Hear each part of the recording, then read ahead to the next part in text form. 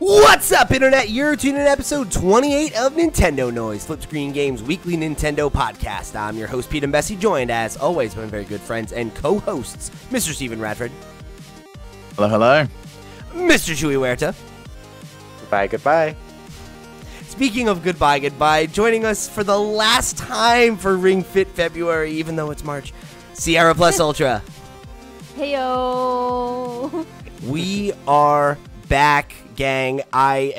Sierra, I'm sad that this is your last regular appearance on the show, but what a month it's been, right? I know. What timing? We were supposed to, it was like, oh, it's Ring Fit February, right? February, it's always a little slow. We like to have some fun with it. And it's like, yeah, slow month. We had a Nintendo Direct. We had Nintendo just dropping bombs on the eShop. And then, of course, now we have a Pokémon Presents. So the hits just haven't stopped coming. So and they don't stop coming. And they don't stop coming, and they don't stop coming, and they don't stop coming.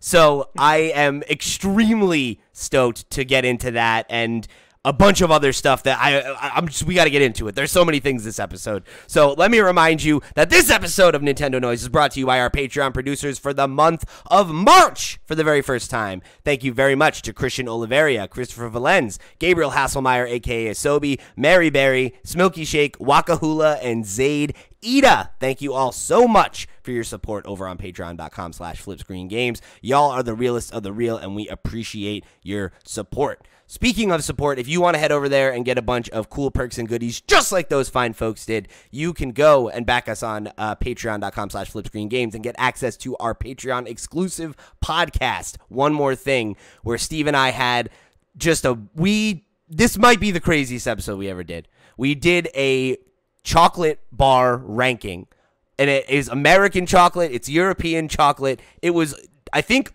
nearly 70 different kinds of chocolate, and we made a comprehensive tier system. So if you want to go and see how your favorite chocolate bars fared, make sure you go and check that out. Real quick, even though I know I said we got a lot to get to, Chuy and Sierra, off the top of the dome, favorite chocolate bar, go.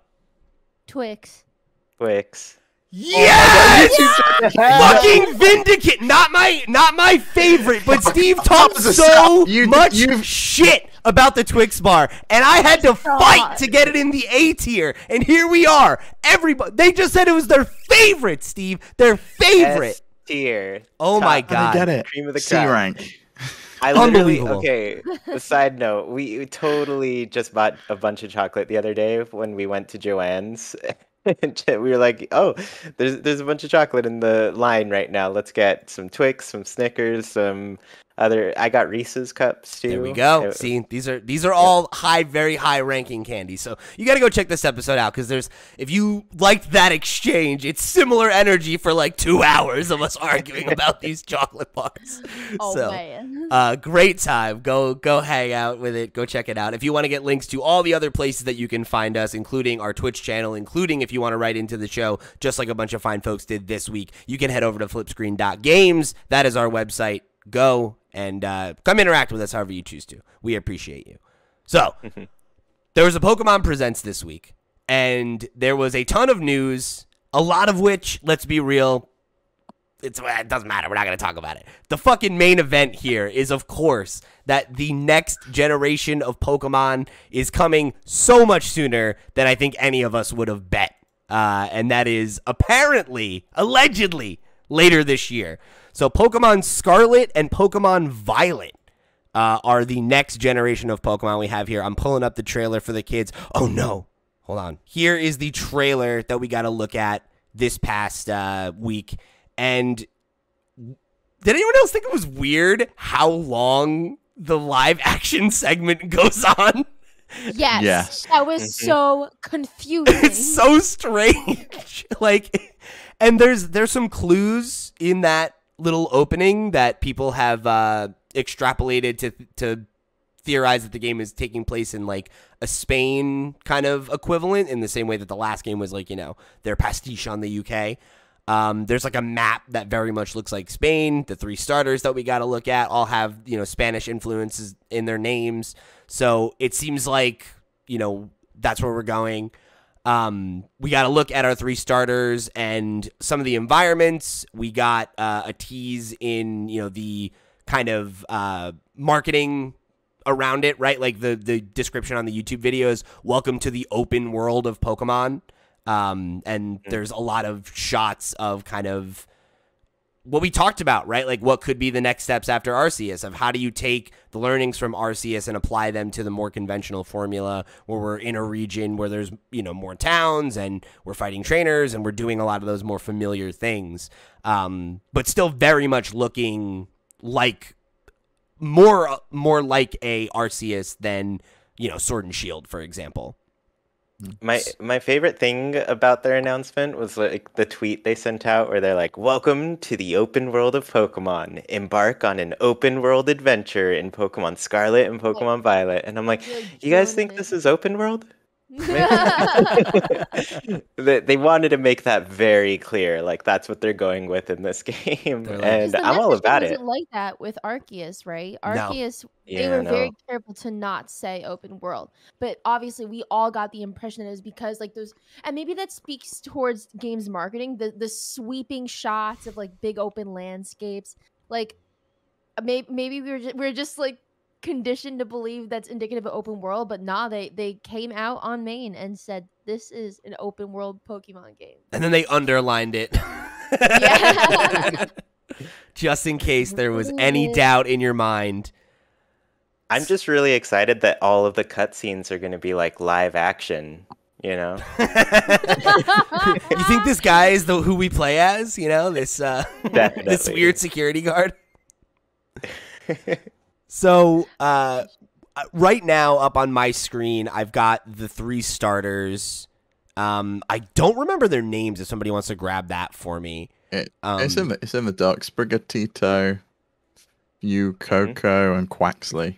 There we go. I probably butchered all of those. Sprigatito, and Quaxley. There we go. And Quaxley. The foreign exchange You student, can really that's what hear I'm the calling Spanish influence in that one, right? Quaxley. Yeah, Quaxley. Yeah. Yeah. So I really like the 3 of them. I feel like they have really solid designs. Obviously, there's been a ton of memeing about all 3 of them already. How are you all feeling about them, and who's the one you're leaning towards right now if you were going to pick one? I think we're all going Quaxley, right? There's no one's not picking Quaxley. I love that little bastard. He looks like Donald Duck. Picking Quaxley.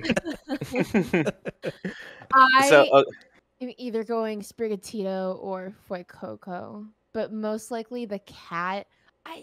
Every generation is gonna look like fake Emon, right? Like fake Pokemon, but like because it's all new. But like the cat, I'm like on the fence. I'm like I love it, but I'm also like I don't know. But like for me, it's the cutest one. I feel like that always happens when you see the new Pokemon. You have like that moment where you're like, I don't know. And then you come back like 10, 20 minutes later and you're like, okay, I see how this looks like a Pokemon now. Like this is registered in my mind. Yeah. For me, they always start to click a lot more when I see them with the other designs. Like once I see them in the world with those, I'm just like, oh, okay, this makes sense. But in the initial shock of it being new, I'm just like, this isn't a Pokemon, this is Digimon, which is awesome too, but cool. I always start with the fire starter though, so like I don't stray away from that, even if it's like not my favorite of the bunch. Interesting. Yeah. In this case, last couple cases, my preferences have gone the same. I've liked the grass starter best, then fire, then water. But I mean, they all end up evolving into disgusting humanoid things, anyways. So don't say that, Chewy. Don't jinx it. Knock on wood. It doesn't always happen. I've decided I'm not evolving my starters anymore if they do that. I'm just going to keep them little babies, make them super strong, and that's how I'm going to play. That's a good call.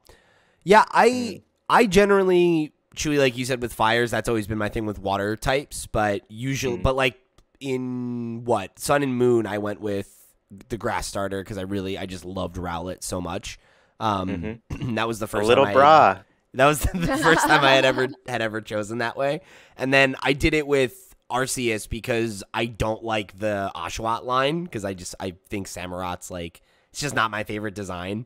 And I love Cyndaquil, so I went with a fire type that time. So I'm breaking all my own rules here, but I think this time I'm going back to the water type. Yeah. And I think just in general, it's also like gotten so easy to trade with people where you're just Yeah. like, I want all the starters for my run. Just wait a couple hours, and then people have already made it to the breeding. I've kind of been part the thinking about game. that. Is I'm like, what if I just do that on stream, right? Like I just play through the intro like twice and get the starter to trade over, and then I can just use all three of them. Ah, true. Yeah, that's the way to do it. Somebody will help me out. As someone's listening You've to got this, 2 switches. You could just use the second oh my one. God, you're right, Steve. Oh, yo, Wait, but I don't have that's 2 what copies I of the would game. do. That is what I would do. I don't have just to- buy both, Scarlet and Violet, and you're set. If they do or the double pack for like $10 more, then maybe I will. I could see myself doing that, but They never do. Their double pack's always full price, both games. damn. Yeah, no, I can't. I can't do that. I can't be justifying 2 copies of Pokemon. I got bills to pay now. Especially Well, when which they're one are putting you out going for then? they're putting out 2 games a year now, right? Like, come on. That's a good question. It feels like it's been 3 games, like because Brilliant Diamond and Shining Pearl came so close, and they've just got like a big update as well with additional stuff going into the game. It's just like, Yeah, there's so much Pokemon. and I mean Arceus also has the Daybreak update, and Yeah. like They added new things, like new mission to go on. There's like the gym battles that you can go and do and stuff. Like it's really weird. I'm so stoked really about weird that. how much I'm so Pokemon there is. stoked. It's exactly what I Yeah, wanted. but do you care about it when there's another Pokemon coming like 6 months time? Definitely. Yeah, I mean, that's how I feel. I'm still playing Arceus right now, but I think I care about it less because like what I'll probably do now is finish completing the decks and then beat all those battles and then be like, all right, I'm done. Like, there's nothing left for me to do. And I'll not think about Pokemon again until, this comes out. Yeah. Well, I think I can cross off DLC for Arceus off of I my was gonna say. I don't think possible it's happening predictions. anymore. Like, Yeah. it's not going to happen. They're just going to keep making new games. It's such a bummer. Like, and that Yeah. I want to Yeah. talk about that. Yeah. So I guess real quick, we'll put the pin on the Scarlet Violet conversation because there's not that much more to talk about. Which version? one are you all getting? Because Yeah. I'm going to go Scarlet if I got it. But let's be real, I'm not going to buy it. Scarlet would be the one I went Let's with. be real. You're gonna say you're not gonna buy it, then you're gonna buy it and be like, I like it, and then you're It's gonna all play the for 5 time. hours and be like, I'm done. Yeah. Whereas what I've done with Elden Ring, which I'll talk about on the Flip Screen Games podcast next week, is I said I didn't like it, and then I carried on playing, and now I actually really enjoy it. So maybe that will happen. Damn it, with Steve! Pokemon. Why don't you ever do that with the games that I want you to play? You play it for like 40. Oh, I played Fire Emblem for 40 minutes. I don't know. I wasn't feeling it. Vera, I played Fire Emblem for like 10 hours, and I'm just Whatever. like, yeah, I'm done with this. I'm gonna go with Violet because and I've said this before on the show. My first version was blue, so I always pick whatever the most blue one is, and Violet is more blue than Scarlet, so we're going with Violet. Off of the color, tentatively, I'm going with Scarlet, but I'm making my final decision when I see the legendaries, and if That they're makes gonna sense. do game exclusives for sure. So I definitely try to weigh all of that. I like the color red best, so Scarlet is probably the one I'll get. But I don't know, red let me down last time. Shield was not the best version. Sword was way better. Like they're the exact same game, but Sword was way better. So to talk about, I guess this announcement now, kind of like removed from the surprise of it, and the like wave of excitement that always comes with seeing new Pokemon and all that stuff. Like, how do y'all feel about this? Because I'm disappointed by the timing of this announcement. Right? Like, I was really, really hoping for DLC for Arceus and a longer, kind of stretch time between these games. And like, granted, I know they have multiple teams. They've probably been working on this game for years. So, it's not like it. I understand that, like, because of the way that it seems that Brilliant Diamond and Shining Pearl and Arceus were probably like pushed back a bit because of, like ongoing struggles. Yeah, I mean, I get during COVID. Yeah, I get the feeling that Arceus probably should have come out like November last year, when Brilliant Diamond, Shine and Pearl came out. And Brilliant Diamond, Shine and Pearl should have come out earlier in the year. It probably should have been a Q1 game last year, just like a filler. And then that would have made a lot more sense. You've got a year between releases. Right. Rather than potentially, 6 to 8 months between releases, depending on when this game lands. It feels so close. It feels like Arceus could have had so much more out of it. They just left potential on the table with additional zones, additional areas, additional Pokemon they could have added in. And that's not to say they won't in the future, but I think traditionally when they leave a game, they just don't go back to it. Yeah, and that's the thing. They probably won't. We're not going to get any more. No. And it's also, it's frustrating because we had a conversation about, like, could it be the best-selling Pokemon game? Could it be all these things? And, like, it probably won't be now, because now that they've announced this, you got to imagine that that's gonna cut the sales off at the knees, because anyone who hasn't already gotten it is gonna wait. I had a friend who held off buying Arceus because he wasn't sure about it, and I think was about to buy the game, and then saw that this was announced and was just like, there's no point. Because that's more like the game I want. I want it set in now, in the present day, rather than in the past. And I want all the traditional stuff like the gyms and things like that in the game that aren't in Arceus. Mm-hmm. Yeah, I mean, I think I definitely think it's so very soon, a little too soon. But at the same time, I'm like, this seems like the best they've handled a generation announcement in a while, because if you recall, Gen 8, Sword and Shield, the first time they mentioned it was, I think it was like E3 2017 or something, and it was basically just like, what's his face from Pokemon Company just at his desk, and he's like, hey, we're working on a mainline Pokemon game for the Nintendo Switch. And it was literally 20 seconds, and then it was like, all right, well, see you later. Yeah. And this one, I'm like, finally, we just got like the basic things that is all I ever ask for. Just give me the name, show me the starters, let me see a little bit of the world. And like, that's what we got. And I'm like, cool. You finally did just the bare minimum of a solid announcement, because the Sword and Shield stuff was just like constantly like, what are the starters? Who, even like, I don't know, it felt like everything took forever to happen. So in this case, I'm like, cool, I like the pacing of it, but it's also still like kind of soon. Like, I would have been fine waiting next year for it, I would have been fine waiting until 2024. Like, we've just, Yeah. it's like been 3 Pokemon games in the span of, or by the time this comes out, there will have been 3 Pokemon games in the span of what, 14 months? Like, that's a lot. That's a lot. Call of Duty's getting a year off. Pokemon's not.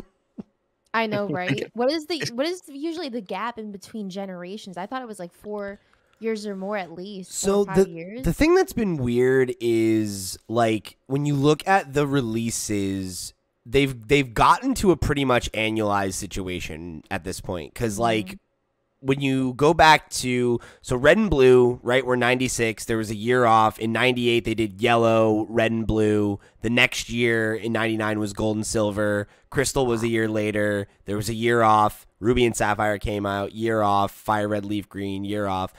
Then there's like every 2 years is a new generation. Yeah, but then now from 2016 to 2022, there's been at least one new game, I guess, except for 2020 when they did the DLC. Mm-hmm. So but there's only been one new generation in that time. All the others have been going back to previous generations. Which we did too. Sword and Shield was the only new one, right? Yes. Mm-hmm. Yeah, and that's the thing. Usually on a console, there's no more than 2 generations. Because, like, we've never had more than, because, like, on the DS, we had Diamond, Pearl, Platinum, and then Black and White and Black and White 2. But then on the 3DS, it was Sun and Moon, and then, X and Y, and then Sun and Moon. Yeah. Gotcha. So that was 2 generations there. So this, theoretically, we could see maybe another 2 Pokemon games, like if they do like another re-release or like something else like in this engine. But I don't know, they're changing the way that they do it now, because like I said, in 2016 we had Sun and Moon. We had Ultra Sun and Moon the next year. Let's Go Pikachu and Eevee was after that. Sword and Shield was right after that. We had the DLC. And then Brilliant Diamond, Shining Pearl, Legends Arceus, and Scarlet and Violet are both this year. We're definitely going to see another chibi one with that partnership they've got with the studio, because it's not done by Game Freak. They'd be silly not to just get the support studio to just keep knocking those out. Do Black and White.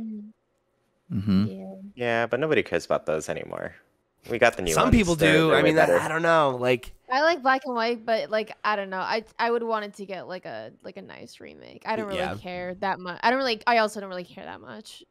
Like that I'm like, oh, it's gotta be remade. Like, yeah. I don't think I want to go back for a long time after Arceus. I'm just like, nope, this was more fun. I'm for it. Just take me forward now.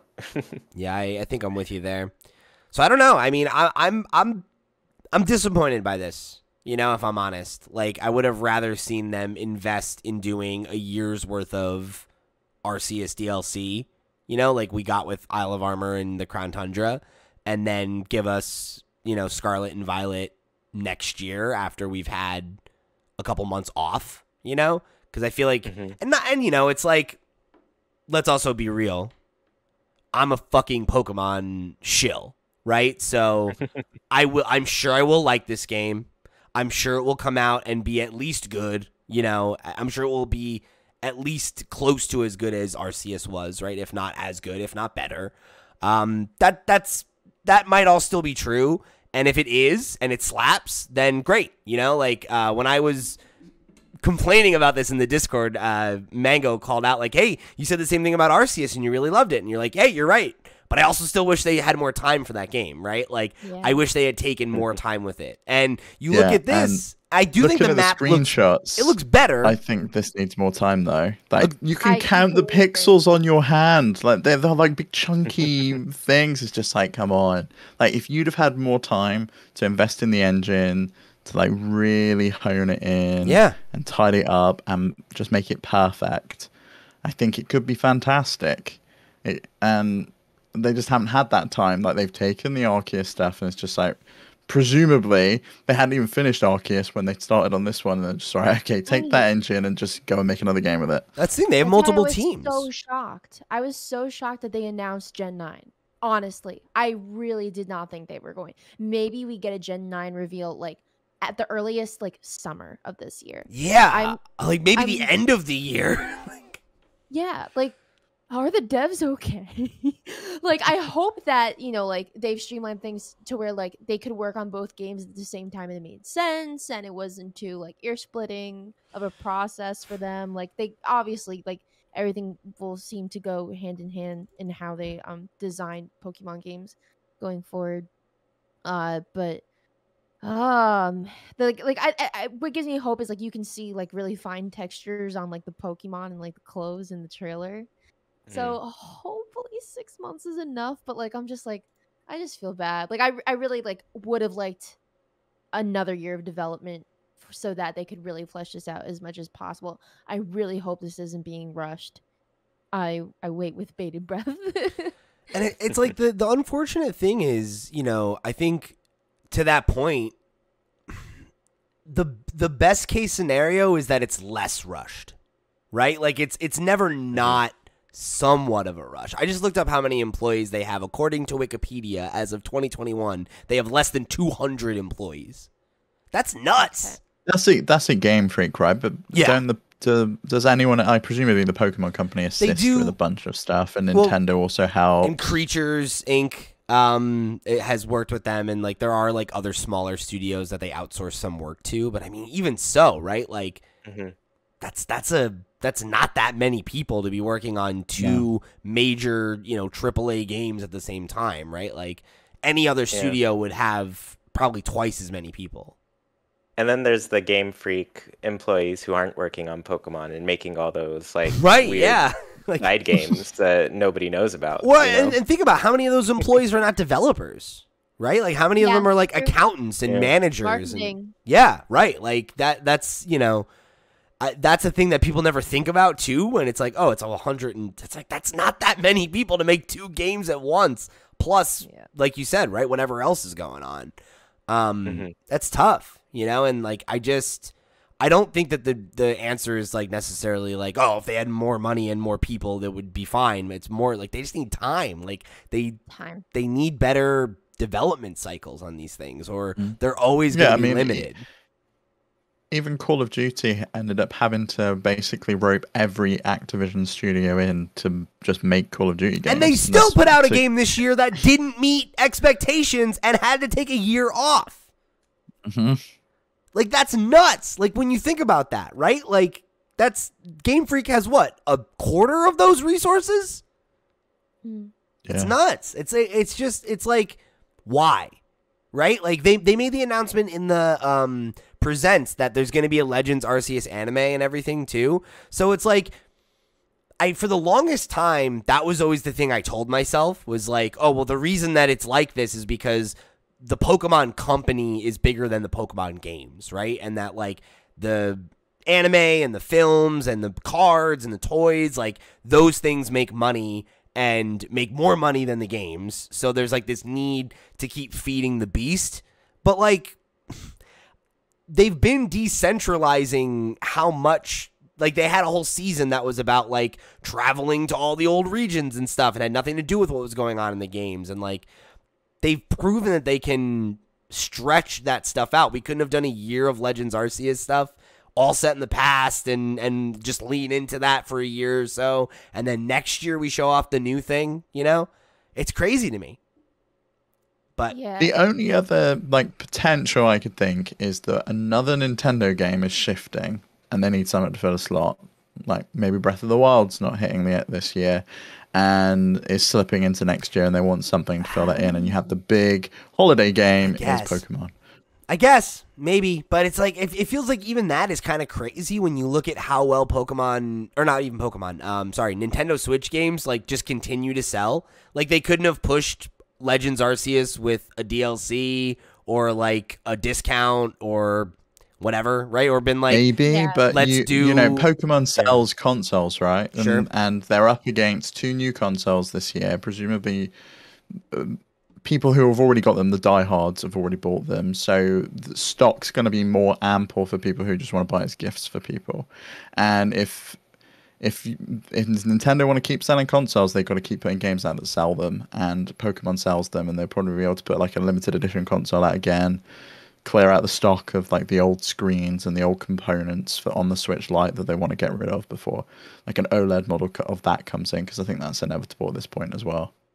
And I do wonder like how much of a say Nintendo has on that, because what do they have, like a 33% hold on Pokemon Company something or something like that? Yeah, it's a Yeah, minority stake. But they are the publisher of the game, so presumably they could just be like, well, we're not going to publish it at that time. We don't want to because we've got too many other games. Even so, though, that feels like a crazy thing to think Nintendo would make that decision when they were more than happy to delay Animal Crossing, and they let the Zelda team work on fucking Breath of the Wild for 6 years, and Breath of the Wild 2 Breath of the Wild 2 for 6 years. For 6 years, yeah. Like, it's like, I don't know. Like, they're pretty generous with dev time, right? Like, I have to feel like it's got to be the Pokemon Company that cares about pushing to the next thing. And I mean, if Mario Kart's anything to say too, like you never know when DLC is going to drop for a game. So, I mean, they could throw it out randomly. Yeah. That would be insane if they also put out Arceus DLC and they're like, we need something to tide you over for the 3 months there wasn't a new Pokemon game, folks. It's like, stop, please. That would be too much. Just it would be too much. See your families. It would just be Pokemon fatigue at that point. It comes a point where it's just too much and people are just like, no, I want some time off. I don't want to play the same game every 3 months. Yeah. Like, I don't know if they feel the same pressure that like on like a micro level that like people like who make games content feel, where like they're like, oh, we gotta like feed the machine and like always stay in people's faces, and we gotta pump out, you know, like games for people to play and like be on their mind. It's like, we all got other stuff going on. We have other games. Like, I think it's nice when people disappear and come back, you know, and all the more hype to build up. Yeah, and especially when you think about like Pokemon as a brand, where like if you're like a real Pokemon, like, you know, like nut, right? Like if like I think of myself as a really big Pokemon fan, right? But if you're somebody who wants even more than that, it's like there's so many avenues for you to express that, right? Like through the cards and the anime and all these other things that and the exist. other like 6 games that they had updates for in the presentation, like Cafe Remix, Pokemon Go, EX, Masters EX, and Pokemon Unite. It's just like all of them got updates. It was hard to believe how much they actually had going on just in video games, let alone the plushies and the anime and the trading card game. Yeah, right. So it's like I guess like my point there being like if the only thought is like how do we just stay in the conversation? It's like you're always in the conversation. I know. You never go away. Like, what they need to do? They need to put that energy into restocking that giant Lapras. 200 inches. I love that. The giant Piplup is also awesome. Have you seen the giant Piplup? I have not. I've always wanted that so big Snorlax beanbag. Yes. I want that so bad. Also sold out. You'd have to like buy. You can buy like the sleeve of the beanbag on Amazon, and then get beanbag stuffing and make it that way. But like, I don't want it that bad. I would rather pay extra at the labor done. All right, fair enough. Well, if you know anything about this podcast, you know this is far from the last time we will talk about Pokemon Violet and Scarlet and Violet, excuse me. So we'll put a pin in it for there today because there is a very special birthday we have to celebrate today. Our beloved Nintendo Switch turns 5 years old the day that you're listening to this podcast, March 3rd, 2017, of course, a day that will live in infamy. That sounds really ominous. Just regular for me. I remember that day very vividly. Steve and I have both told our like Switch origin stories many, many times. So I would love to hear, just as quickly as we can from Sierra and Chuy, like what was your did you get the Switch on launch day? What was your launch day experience? And then we'll talk a little bit more about some of our favorite times with that there Nintendo Switch over the last 5 years. Sierra, why don't you go first? Okay. I didn't get it on launch. My boyfriend Jeremiah did, and he got Breath of the Wild. And I remember being really jealous, but I was like, I have to wait because at the time I wasn't interested in playing Breath of the Wild. It took me years to finally play it. So I remember watching, being like, this is crazy. And I wanted one real bad, so I didn't get it for a long time. So unfortunately, on launch day, I just kind of sat in the distance, hoping and wishing for the day I get mine. The day I did get mine was my birthday the following year. And that was pretty nutty. It was a big surprise. I had no idea I was getting it. And yeah, and then eventually the first game I bought was the Taiko Drum game. That was the first game I bought. Hell yeah. I can't believe I didn't already destroy my Joy-Cons with how intensely I played that game. So yeah, that's really my origin story with the Switch, those first couple of years of it being out in the world.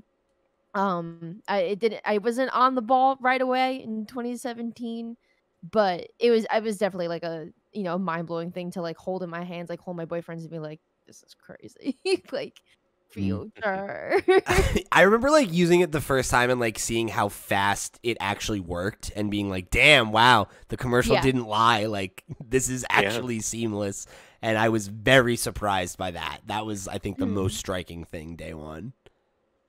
Mm-hmm. So what about you, Chuy?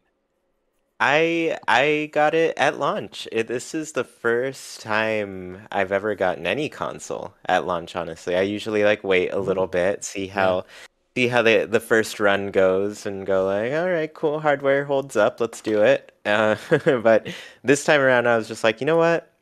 I got it immediately. From the first moment we saw that first trailer of the Switch, I was just yep, this is the console for me. Something that switches from the TV to my bedroom. That is all anybody could ask for. So yeah, immediately I was just yep, I get it. 100% into this concept, gonna pick it up.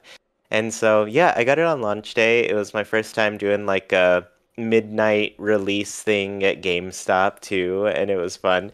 I got the gray Joy-Con and have always been like, why didn't I just get the neon ones? I should have gotten the neon ones from the get-go. But I mean, I eventually customized them to be like see-through red, and then I got another pair to do like see-through blue, and those were cool.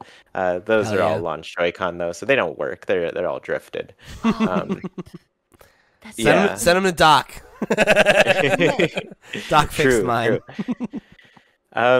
So yeah, I got it at launch and then turned it on at midnight 10 or whatever time I got home after waiting in that line, and played a bunch of Breath of the Wild, and then I was like, all right, I'm gonna go to bed and then I'm gonna wake up and play more because this is amazing. And yeah, it was a great time.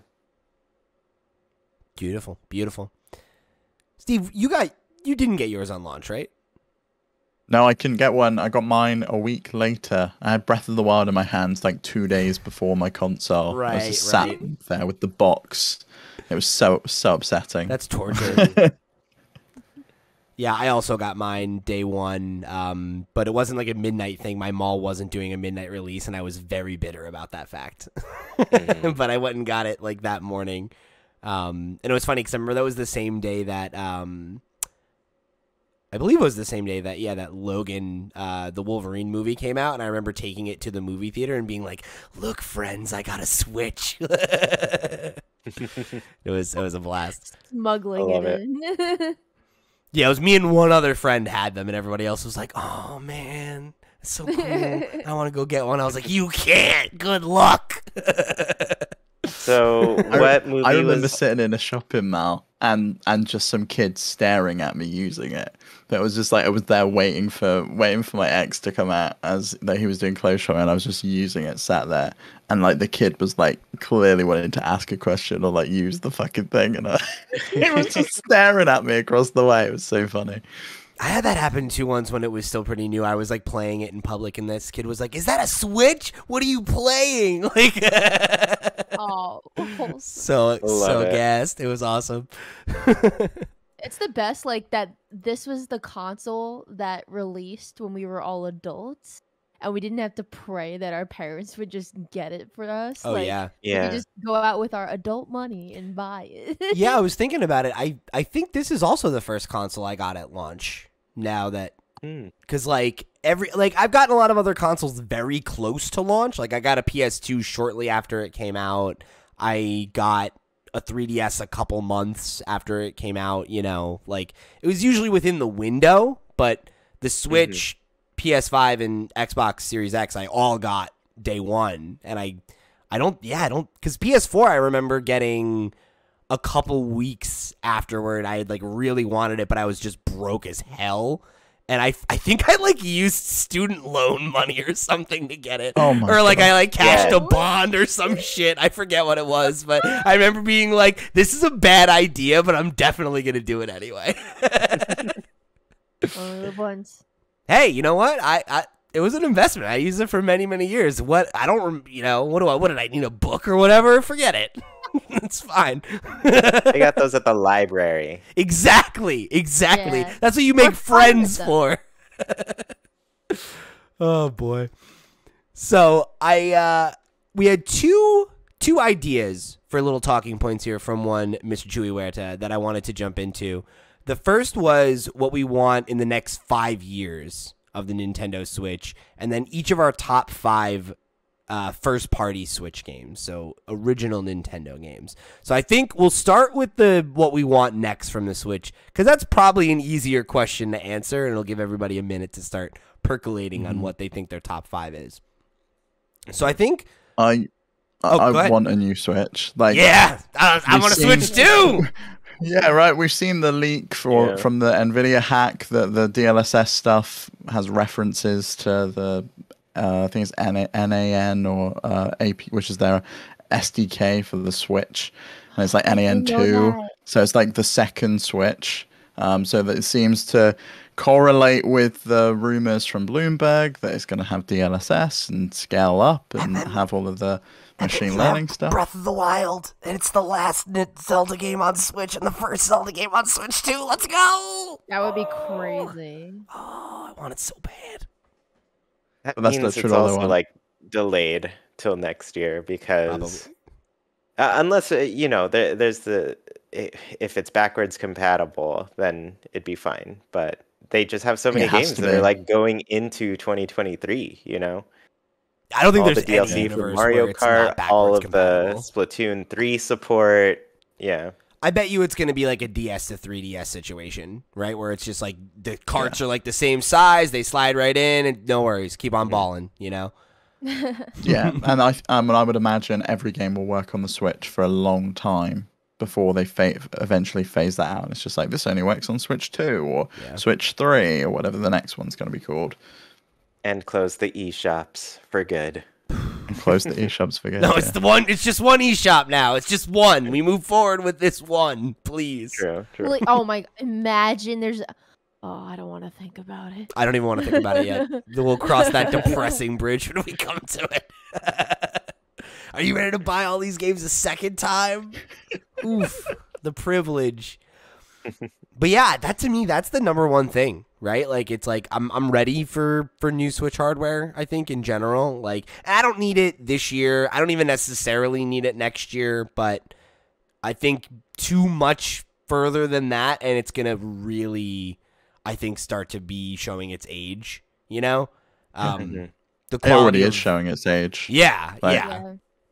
The quality of life You stuff look at- we're experiencing on the other boxes is just.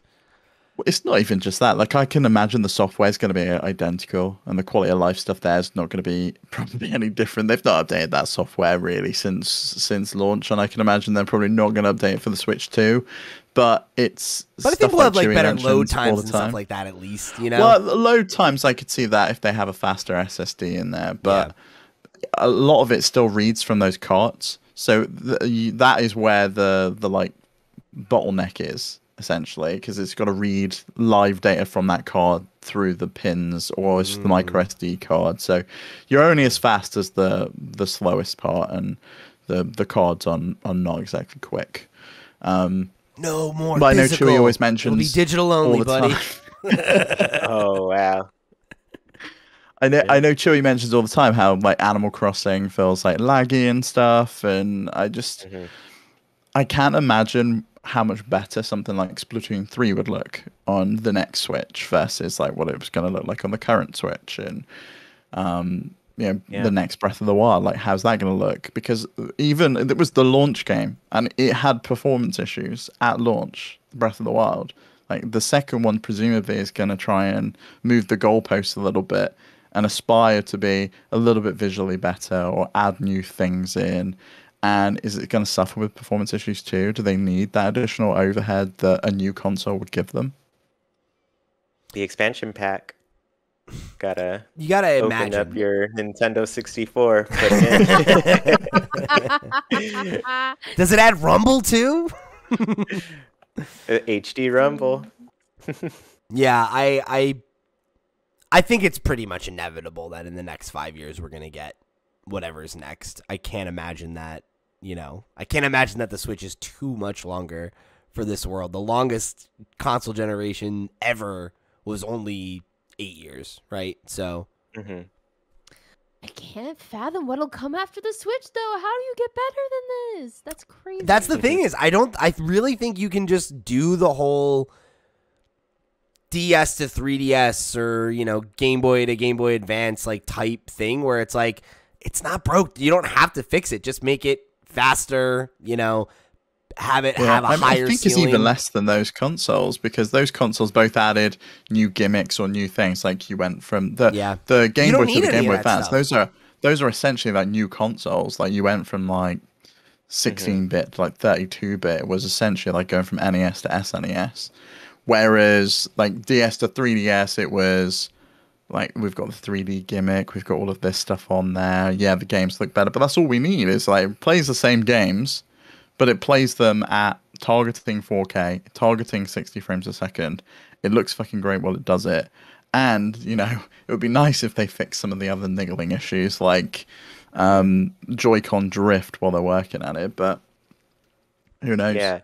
Yeah, and I always wonder about like how they're going to take their hardware, because Nintendo does seem to really cater the ideas they have for games around their hardware and everything. So it's like, you know, the whole Wii, they're like, we have all of these ideas for pointing and motion and all of these things that utilize this Wiimote, right? And so they made the Wii because that's the best thing they could do to play those types of games and have those experiences. So whatever comes next, it's going to be like something along those lines, I think, when they have an idea and they're like, this would be a fun game, let's make a console around it.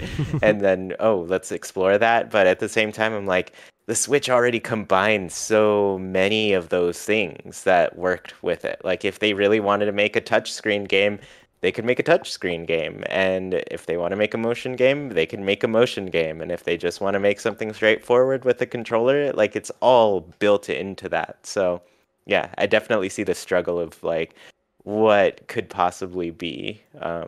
But at the same time, I'm just like, I don't mind if it just stays like this. And That's they the do thing is, commit. I don't Like, think they have to Switch do a 2, lot. Switch 3, yeah. You know, it's like, I think some of the things that you talked about, right? Like, you just iterate on it, like the touchscreen, right? Like, yeah, it's a fine touchscreen, but what if they made it a touchscreen that allowed for multiple inputs, so it was easier to port DS and 3DS games to it? Like, that'd be cool, right? Like, that'd be a good innovation.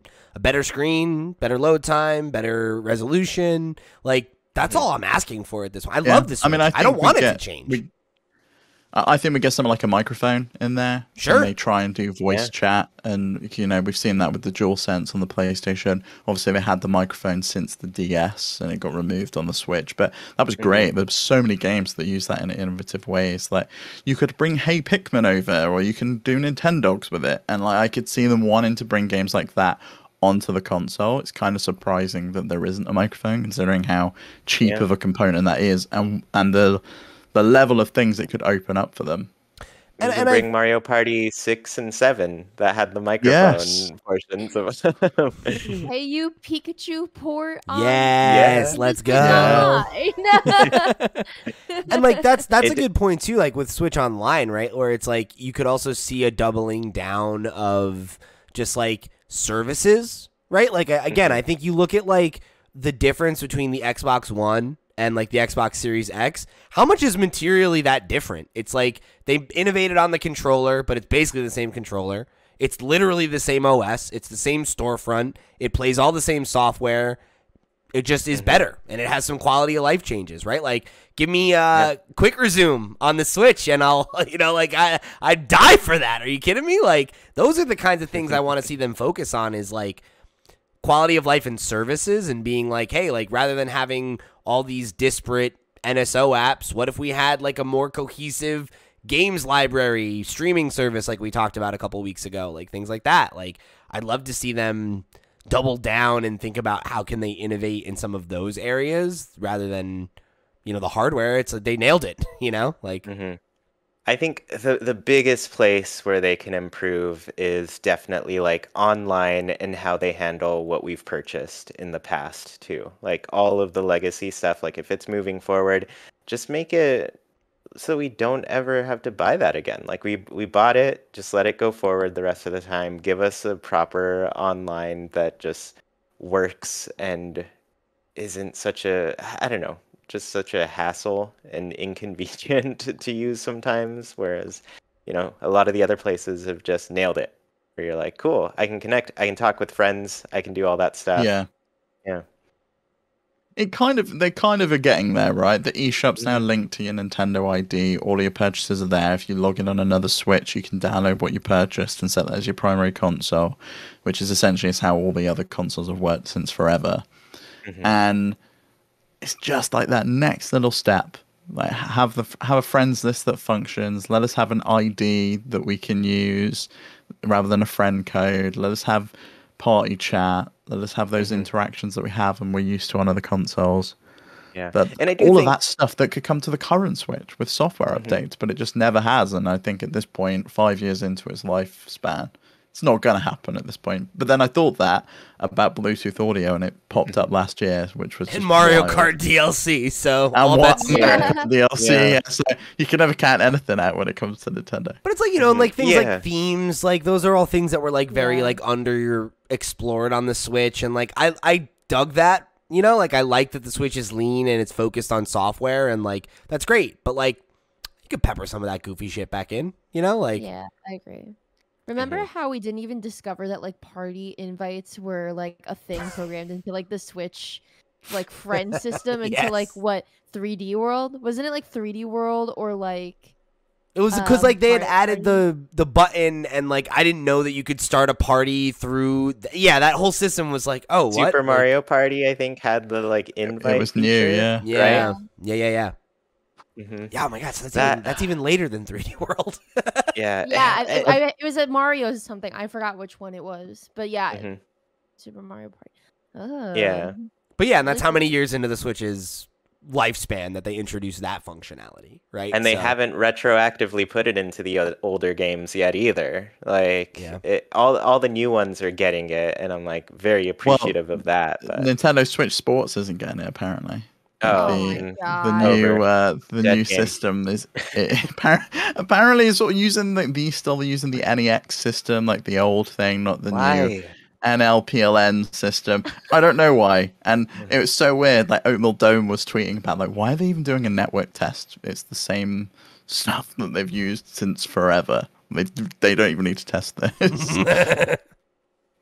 Whack. Oh my god, that's truly wild. But you know, we could sit here all day rattling off things Nintendo could be better at. So no surprise there. All right, so then before we get into our conversation around the Ring Fit February recap, let's do our top 5 first-party Nintendo Switch games. I already have my 5 ready to go. If anybody else needs time, it looks like I've got everybody's 5 too. Okay. Well, Chewy, it was your idea, so why don't you go first? I mean, my first 3 are like the obvious ones for me. I mean, Animal Crossing New Horizons. Animal Crossing, Animal Crossing, Animal Crossing, and Animal Crossing. Animal Crossing, Happy Home Basically. Paradise. Yeah, exactly. Splatoon 2, of course, is going to be up there for me. And then Breath of the Wild, also. All the Is obvious this in picks, descending right? order? So is that number 1? Or are you just unranked? Yeah, I mean, that'd probably be the order I'd Okay. put them in. And then from there, I do think Pokemon Legends Arceus has snuck its way into the Hell top yeah. 5 for me. Hell yeah. No way. Hell yeah, baby. I mean, it just like I keep playing it, even though I'm rolled credits, and I'm like, nope, I'm just gonna catch them all now. You're I on don't that care. shit every day. Every day that I log on, I see Chewy pop out. I'm playing some Arceus. Hell yeah. Yeah, and it's honestly probably just open, and then I'm typing something, and then I look up, and I'm like, oh, better go see if I can do this Pokemon real quick. Yeah, and then I think it gets really tough around the 5th game because there's like so many that I would choose. I think I would have to go with. Oh man, Pick the even right now I one, struggle. Chewy. I'm like between WarioWare and Fire Emblem, honestly. No I'm way, between those really? two. Yeah, That's yeah, Fire crazy. Emblem No Three Mario Houses. Odyssey, no Metroid Dread. Those are very close, but I think just like the fact that I feel like going back to those so much, it's just like I feel like there's still a lot of game there left for me. Whereas like Dread, I'm like, cool, I had a great time. I'm not gonna do the one hit torture. Never. I don't feel like a huge need to go back to it, you know? Whereas like Fire Emblem Three Houses, I'm just like, there's like 4 different storylines in the base game of that alone. If you really wanted to get down to it, you could play that game forever. And then WarioWare, just every single week, there's just this quirky new challenge that gets me every time. Where I'm just like, what? I want to be the best here. But I'll probably lean Fire Emblem right now. Okay. I respect that choice. I'm real glad that's someone you went with. I like that top 5, Chewy. I like that top 5. So again, just go one more time from 5 to 1. Animal Crossing.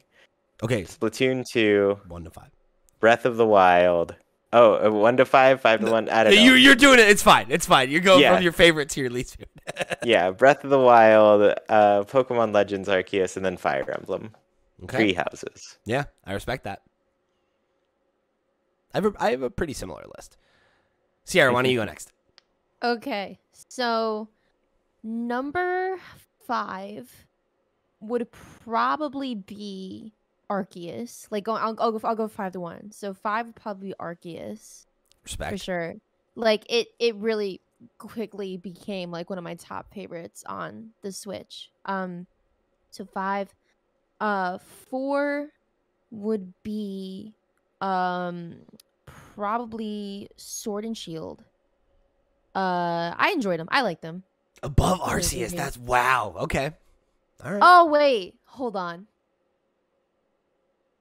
Yeah, I don't know. Actually, that's really hard. Oh, okay. Yeah, I don't know. As far as I'm pretty solid on my like 3 through 1, but okay. Yeah, 5 and 4. I guess they're interchangeable, but yeah, okay, definitely. So 3 would be Pokemon Snap. Hell yeah, new Pokemon Snap rules. That was like we're getting into like emotional attachment like territory, which is why like I would say like new Pokemon Snap was really huge for me. Sure. And experiencing Totally. like that, like a new version of that in my late 20s for sure. I never thought there would be a world where we would get that game. You know, like that was like such a like. I mean, either. Like, because that was so pivotal for me as a kid. And that was like actually a Pokemon game experience that I shared with my mom. And she like has since. Oh, that's so sweet. Yeah, she beat the game before I did.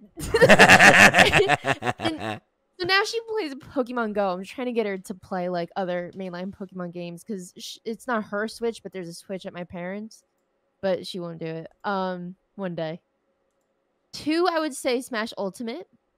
Just because of like what that game means to me in like a social setting with friends, with close friends, and like how long it's been a part of like my late young adult life. I don't know how to word that, but yeah. So that and like like that game, like I oddly not sick of it. A lot of people in the community like to joke about how much they hate it. I love it. You play it every week. Exactly.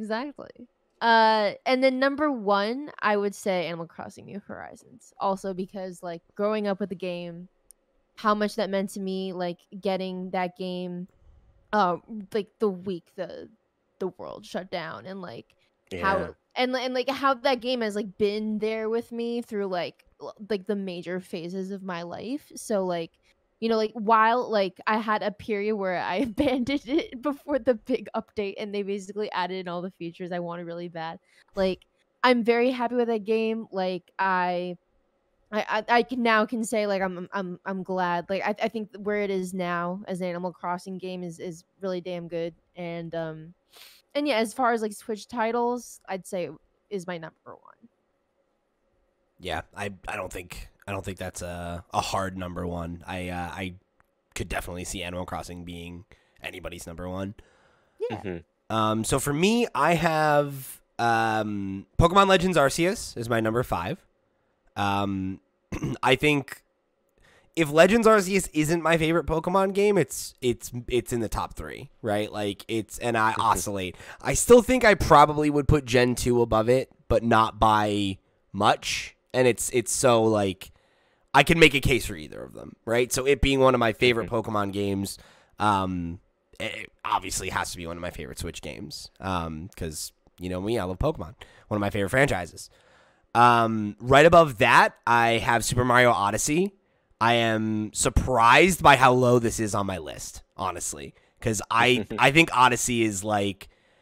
I think Breath of the Wild is probably my go-to example of like a 10 out of 10 game, but like, damn if Mario Odyssey is like one of the next best cases, I think that game is so good. It is like it was a like such a joyful experience, you know? And I remember like having a big smile on my face every time I was back in that world, and the entire time. It's just such a delight. Yeah. So, and like such good environment, so much variety, and like great soundtrack, great design. And the best controls. Yeah.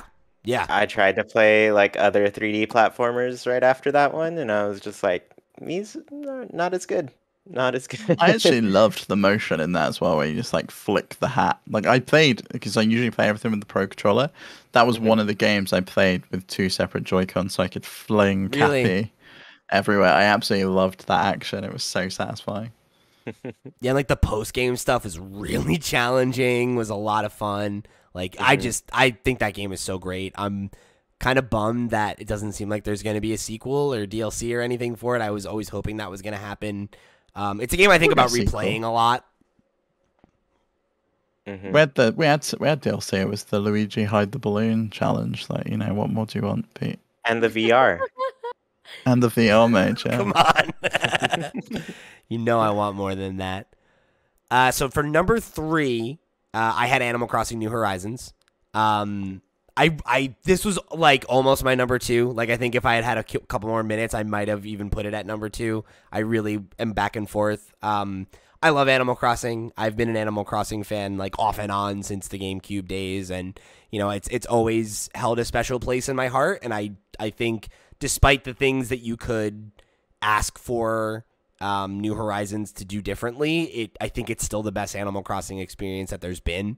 And you know, similar to what Sierra said, like having that game, you know, come out when it did, it was just such a like, it was a really nice like comfort food game at that time, you know, and it was like a way to feel like less isolated and being able to connect with friends and feel like, you know, there was like, especially, you know, when like through like the podcast and Twitch streaming and all that stuff and like the community that we built around Animal Crossing, and like people who were clearly desperate for a way to connect with each other was something that like I'm just so thankful for, you know. I think if the game had come out at any other time, I probably would have still fallen in love with it and maybe played it the way it was supposed to be played rather than mainlining it for like 300 hours and, you know, a couple months. But I think it coming out when it did makes it a game that like I owe a lot of like serotonin and like positive, you know, mental health energy during, you know, probably one of the most trying times I'll ever experience in my life. So for that, I'll always be thankful for it. You know, it's a game I think I'll always look back on really, really fondly. So yeah, even just aside from its merits as a game, emotionally, that's one that's got a piece of me. And then I had Fire Emblem 3 Houses at number 2. I absolutely adore this game. I think it's one of my favorite JRPGs of all time. It was my favorite JRPG until I played Persona 5. And you know, it's still probably number 2. And I had never played Fire Emblem, so it was my first Fire Emblem, and I remember buying it on launch day because I had told my friend Andy, who's like a diehard Fire Emblem fan, that this would be the first one I would try. And I bought it fully expecting that I was going to play it the way that Steve did and play it for a couple hours and be like, okay, yeah, this is cool or whatever, but it's like, it's not clicking for me. It's too spreadsheety. It's too this, it's too that.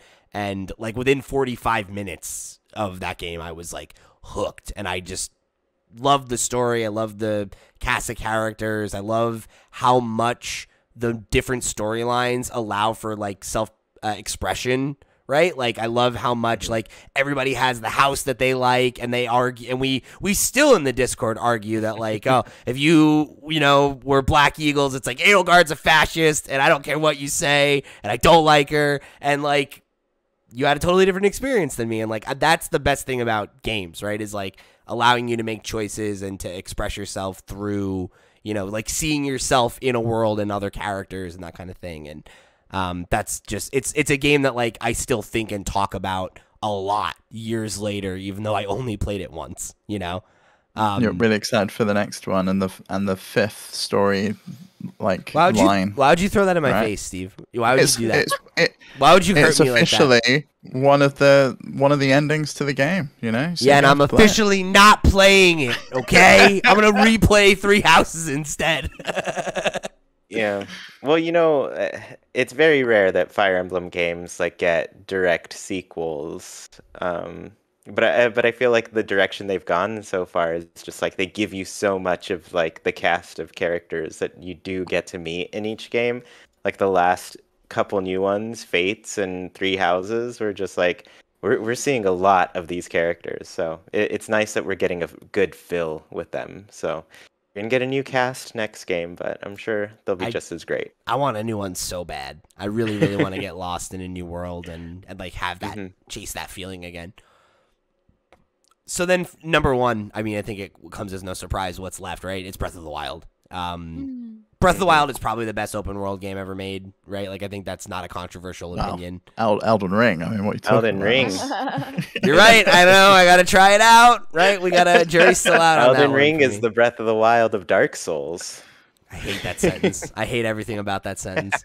I think Breath of the Wild is a masterpiece. I think if you asked me to point to a game like that is as close to perfect as a game can get, I think Breath of the Wild is a great candidate for that conversation. I think that's a game that's just really special. It is one of the most creative engines, and the way that physics work in that game, how often it allows you to have a stupid idea and follow through with it. Like, I love that stuff, right? That game makes for such good water cooler moments, and that's why, you know, like, people still play it years later, and like it's so fun to like as a fan of the game to like, you know, like I would love like jumping in and like seeing where Sierra is in the game, and it's like, how are you going to react to this like problem? What tools are you going to use? Like, what's the thing that you're going to bash your head against the wall in this time, right? Like, that game is just so good about giving you those aha moments of like, what's over this next hill, and you know, what's going to be this next challenge over here, and it just feels like such a good way to make that like an open world feel less like about checking boxes and more about like exploring and discovering things, you know? And I think there's a reason that every open world game in the last couple of years has taken a lot of cues from it. Steve? Also, my list, number 5, is Mario Odyssey. Okay. Same reasons. Yeah, I loved this game. This was actually the first Mario game I've ever finished. 3D Mario game I've ever finished. Really? It probably will stay that way. I always fall off them. I just get bored. 64 I got bored with. Sunshine I got bored with. Galaxy I got bored with. I never even played Galaxy 2. Something about this one. Absolutely adored it. Wonderful game. Truly lovely.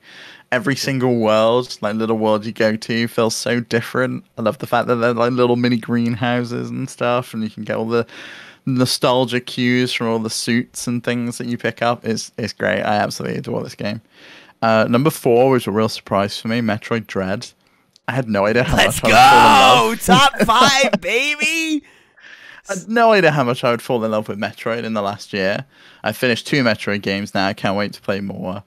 I loved Metroid Dread. It was so good. I like dunked on the story so much at the beginning. I remember just being like, what the fuck is this bollocks? Like, what is this story? And then now I'm just like all in on it. I love it. It's great. Like, it's still funny to just point and laugh at sometimes because it's just really, really silly.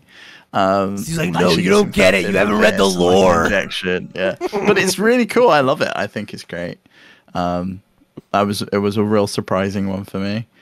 Number 3, the top 3 were really tough on order. They're kind of all unranked. They kind of all joined number 1 for me.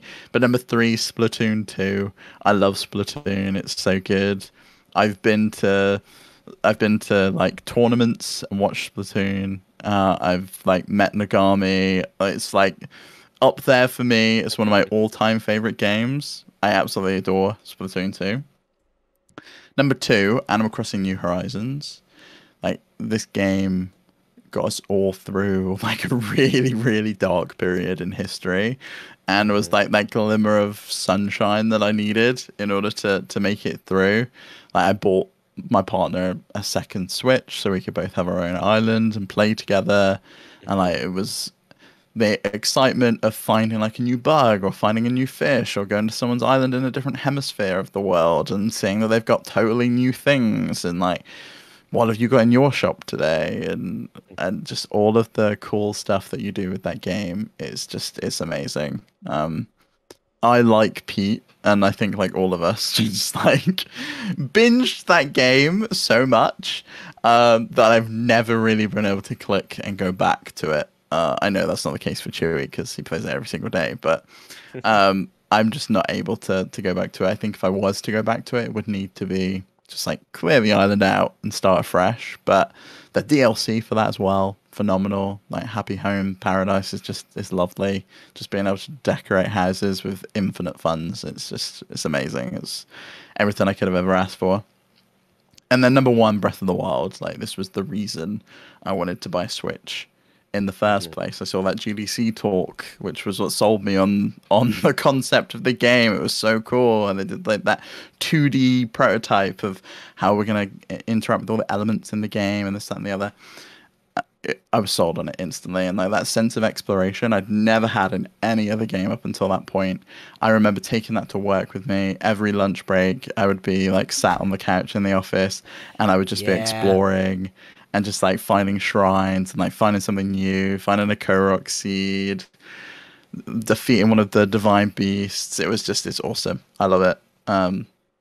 That just reminded me of, I remember when like it was when the Switch was still very new. It was like only a couple weeks after it dropped, and I was like obsessed with Breath of the Wild, and I DJ'd my best friend's parents' wedding anniversary party, and I was just sitting at this coffee table with my PA system with like my phone plugged into this thing, playing like all this like old people music, and I was just sitting there like queuing up Bobby Darin or whatever, and just playing Breath of the Wild. Wow. That is probably the wackiest place I ever played the Switch. Gig. What a gig. Oh, man. Yeah, so here's to the last 5 years with the Nintendo Switch. I think now safe to say maybe my favorite Nintendo console of all time, right? Definitely same. is mine. Yeah. So, yeah, I just, at this point, I just hope that this is just the future of Nintendo. I just want to Switch forever, you know? I really... Just keep giving them to me, you know. I don't think we need to rock the boat here, Nintendo. It ain't broke. Don't fix it.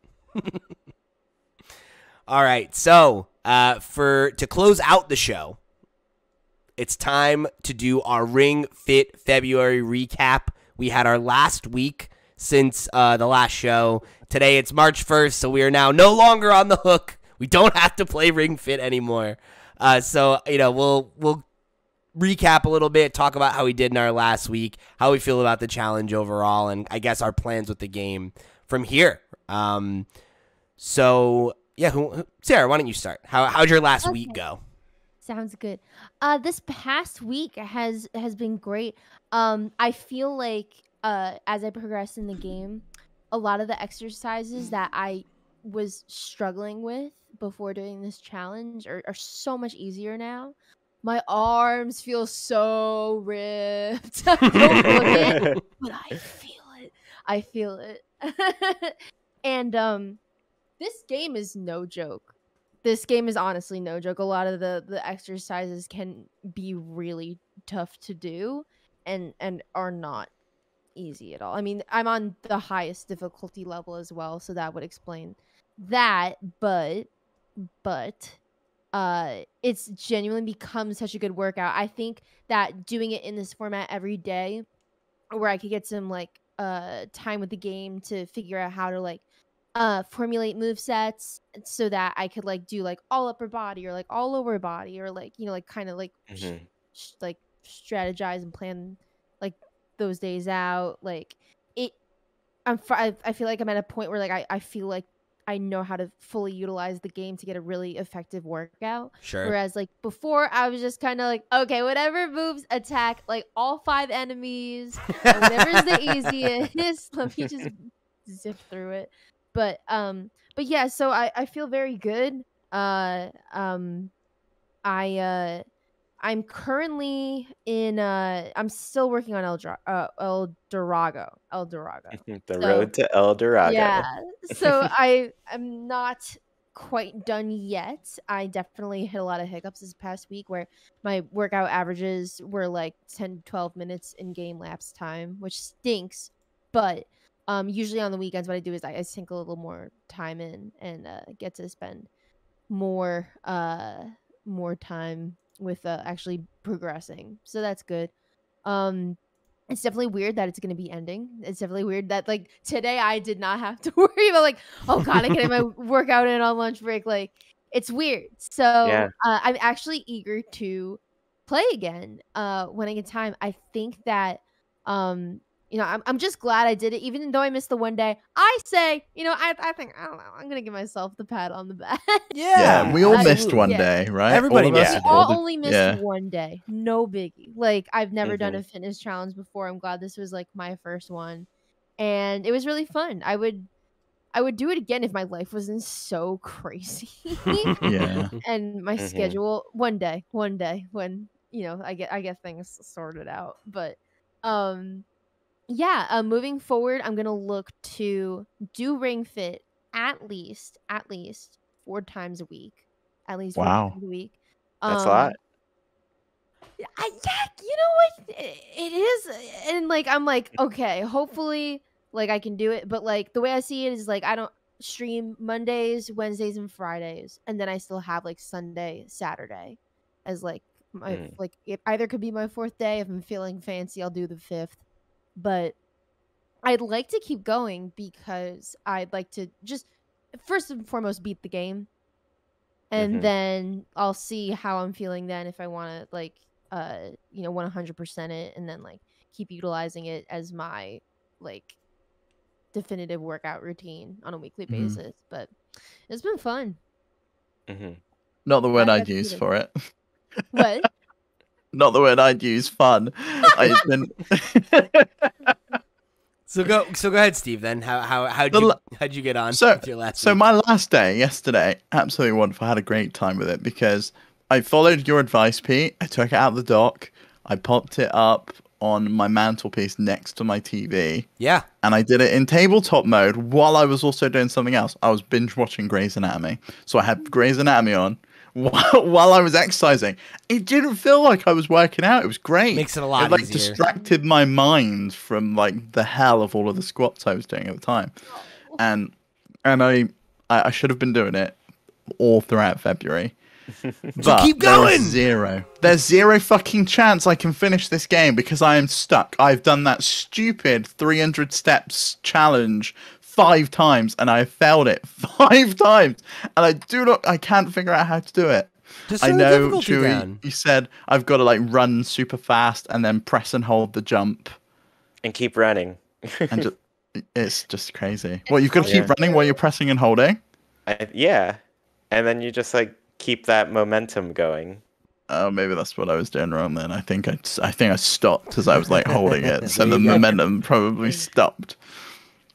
But Yeah. it's been good overall. Like Sierra, I can feel myself having become stronger. Yes, I don't look it, but I physically feel a lot fitter than I did. I can do squats now. Like they were really hard at the beginning of this month, and like I could do them again now. And I want to continue that.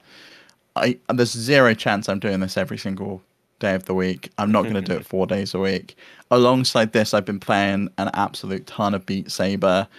I get a lot more enjoyment in terms of cardio workout from Beat Saber and like arms workout from that than I do from Ring Fit.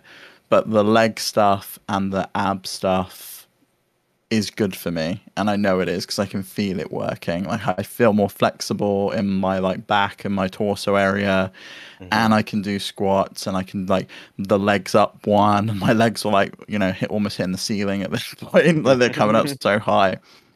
It's been great, and I'm glad we did it again.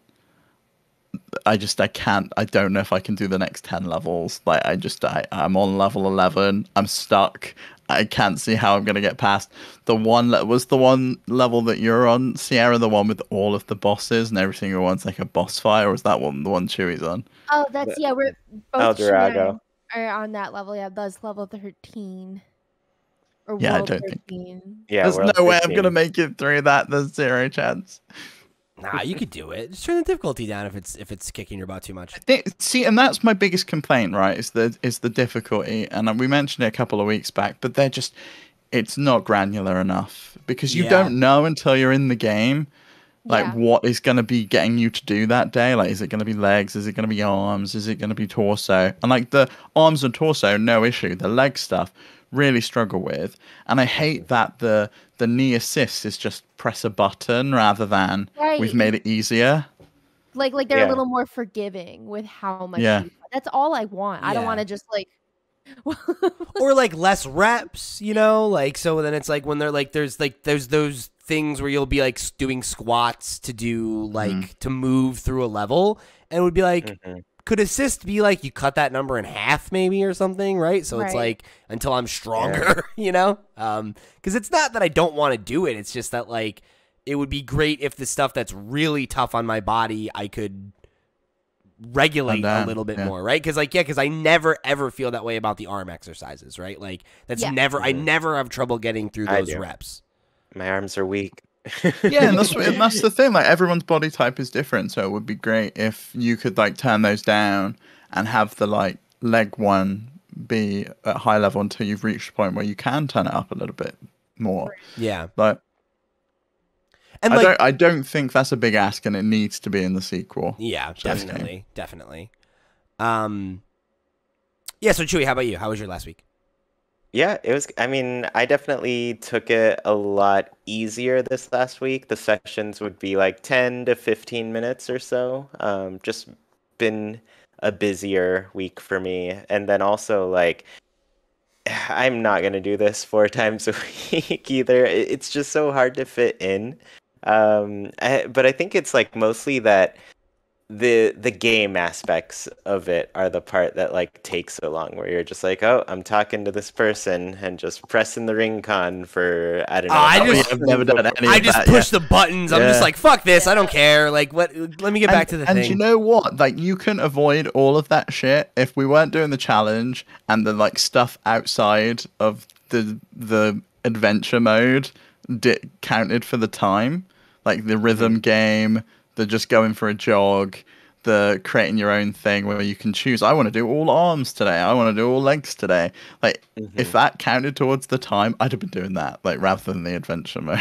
Sure, yeah, that's true. Yeah, I guess, like, because of the way that we are using the game, like, you could play it 4 times a week and not deal with the bullshit that has been getting in the way of you feeling like you're getting the workout you want to get. But I will say, like, you know, after doing this for an entire month, it did feel like, oh, I woke up this morning and I was like, oh, I gotta go get ready to do my ring fit. And then I was like, wait, no, I don't. I'm done. So I definitely feel like it's become like a habit. And so, and now that I'm like, I finished World 13, the one that's like all bosses, right? And now I'm just like, I feel so much closer to the end. Like, World 14 of 20 of them, I kind of do want to make it and beat it, but I think if I continue, I do it like once a week. It'd be like, all right, I'm going to get through a level or 2, depending on how long they are, get about 20 minutes, and then just call it for that week. Because they've been taking you 20 to 30 minutes, right? Each time you do like a boss or something. Yeah, like a boss would I think one boss I fought took me 30 minutes or so to get through. Crazy. And I'm like, that is a pretty long workout for one thing. Sure. And it's not bad.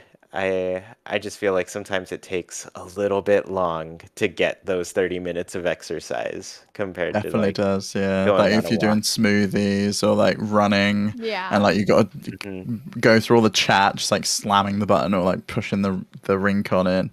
There is a lot of crud around it that really does slow you down. And like if you dare like slow down or stand still, it's like that timer stopped and then you go again. Like when you're picking your move, it's not, you know, like if you're in the gym for 30 minutes and you're moving from one thing to another, you're not like stopping a stopwatch to say like, I'm not actually doing any exercise right now, so I'm moving from like the bench to the leg machine, so I'm I'm gonna have to stop this and then start it again, which is what yeah, the but game that's the does, thing, right? but- Like that only mattered in the context of our challenge. Like if you're just playing by yourself, it's kind of like irrelevant, right? Like you just play. But until you're Chew's done. point is like you go on a walk and it's just like straight away, right? You're walking out your door. You're continually walking for 30 minutes, and you're just Sure. walking. There's no like pausing. There's no additional time that you've got to invest into it. You know exactly how long it's going to be. When the game says this is going to take you 7 minutes and it ends up taking like 15, you're like, what the hell?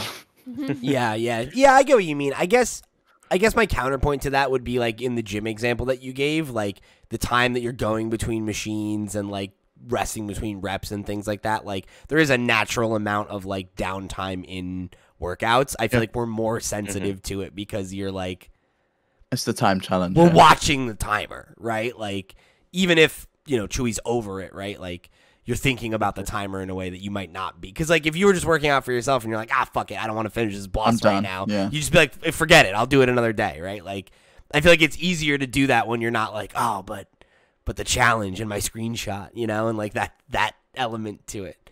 But maybe that's just my mindset. But yeah, I my last week was solid too. I had some of my best workouts in the last week. Like I had 2 that were over 20 minutes. I ended up like having 2 or 3 days where it was like pretty, like it was like 10, 12 or whatever, because like my band was out of town on Saturday to go play a show in New York. So like I had to like exercise before they came over and then after coming back the next day, and I was like exhausted. So like there were days like that where I kind of like phoned it in a little bit, but most of mine were like 15 minutes or over. So I felt good about that. I definitely am with y'all where like I felt the strength difference where like while I was like carrying heavy drum stuff or like, like playing the show, like I felt less tired afterwards, and I didn't feel like, like the same amount of like fatigue in my muscles from, lifting heavy objects and exerting myself playing an instrument. Like, so that was good to feel that like tangible difference in my ability as a person and, like my energy level and things like that. So I was really stoked about that. That was the thing that I think made the most difference to me the first time we did the challenge, where it was more like, oh, I just feel better. Like my brain feels less foggy. My body feels less achy, in general. So I think 100%. Like I have had moments pretty much every single day where I would finish work and I'm like, oh, I could really go for a nap or like a cup of coffee or something to wake me up. I would do my exercise and it was like a switch in my head and I was like totally alert again. And I ended up, this was the first day I haven't worked out in a month. I ended up falling asleep on the sofa after work when I should have just got Ring Fit out. Yeah, so that's what my plan is to move forward, because like I'm bummed that I feel like between like the week I had being sick and like I had some family stuff happen, like there were a lot of days where I didn't commit to doing it as hard as I wanted to. So I'm eager to keep going. Like after this, I'm gonna go do my exercise for the day, because I really want to keep up with it. And like, I don't see myself doing it every day just because I don't really feel like that's not like the best way to work out anyway, right? Like it's good to get some movement every day, but like you're kind of supposed to give your body some time to rest and things like that. Yeah. So I had a swollen ankle yesterday and I needed to do my 10 minutes. It was the final day, but I tripped and my ankle was swollen from the day before. And I was just like, oh God, am I gonna be able to do this? And like, you shouldn't do that. If you're like working out, you really should not work out if you're like sick or your like body's like hurting. You're meant to take a rest. yeah, and that's the thing is like I think I'm definitely glad to not have like the pressure to do it, in terms of like if I do have a long day or something like that, or I'm doing other stuff, like I don't have to fit it in.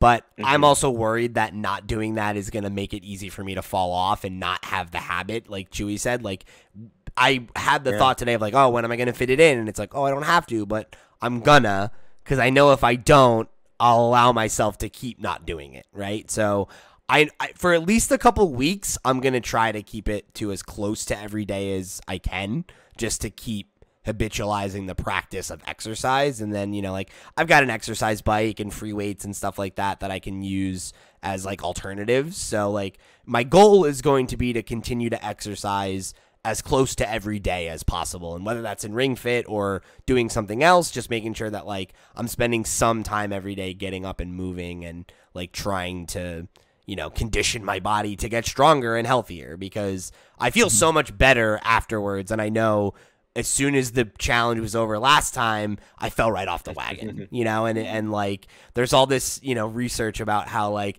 oh, it takes like 30 some odd days for you to really form a habit. And I was like, so close, only 28. Damn. Like, so I want to keep on it a little bit longer before I kind of agree to parlay it back a little bit and kind of hit more of the like 3 to 4 days a week kind of cadence, I think. Because I think otherwise I'm going to just go right back into my old habits. So, you know, I want to make sure that it sticks this time, because I'm glad that we did the challenge again. I really think it's something that was good for me, and it's encouraged healthier habits. And like I said, I've been feeling better, you know, mentally and physically. So that's really the thing I want to carry, you know, with me. And I want to, especially now, you know, as I'm getting older, right? It's like, all right, I can't just rely on being young and healthy anymore. Now it's like health is a thing I got to work on. So yeah, what better time to start than now, right?